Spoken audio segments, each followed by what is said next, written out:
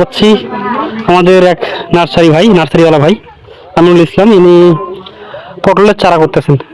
আপনারা দেখুন কিভাবে পটলের চারা করতে হয়। আমিনুল ভাই, কি করেন আপনি? কি করতেছেন আপনি? আমি পটলের চারা করতেছি ভাই। তাই? কি এটা পটলের কি এটা ভাই? এটা আছে পটলের লতা।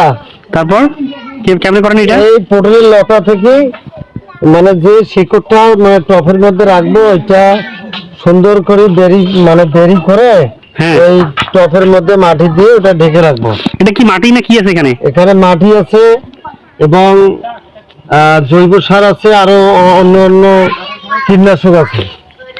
আচ্ছা, কতদিন পর এটা চারাটা হবে?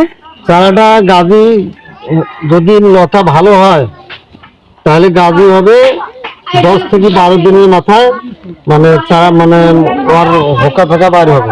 তাই? মানে এখান থেকে তখন এই যে নোট যেগুলো আছে, পর্ব যেগুলো বলে, ওখান থেকে নতুন একটা কাণ্ড এবং শিকড় বের হবে, তাই না?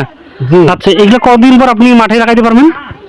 মাঠে লাগাইতে পারবো মানে ওই যে নতুন লতাটা কাণ্ডটা যে বাইরে এলো, ওইটা 6 থেকে 7 ইঞ্চি হলেই জমিনে লাগাতে হবে। তাহলে দাম কত বিক্রি করেন আপনারা? দাম বিক্রি করে নিম্ন 30 টাকা থেকে 50 টাকা পর্যন্ত। আচ্ছা, এগুলো আছে কোন জাতের? এটা হচ্ছে বাড়িয়াডাঙ্গি, এটা হচ্ছে হাইব্রিড পটল, তাই না?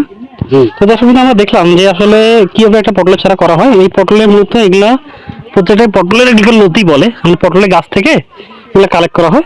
তারপর এটাকে একটা প্যাঁচ দিয়ে রাখছে, কারণ আপনার কাছে এই যে এখানকার যে এটাকে বলে নোট বা মধ্য পর্ব বা পর্ব বলা হয়, দুইটা যখন পরপর নোটগুলো থেকে যখন আপনি মাটি দিয়ে ঢেকে রাখবেন, তখন কিন্তু এই নোট থেকে নতুন নতুন শাখা বের হবে।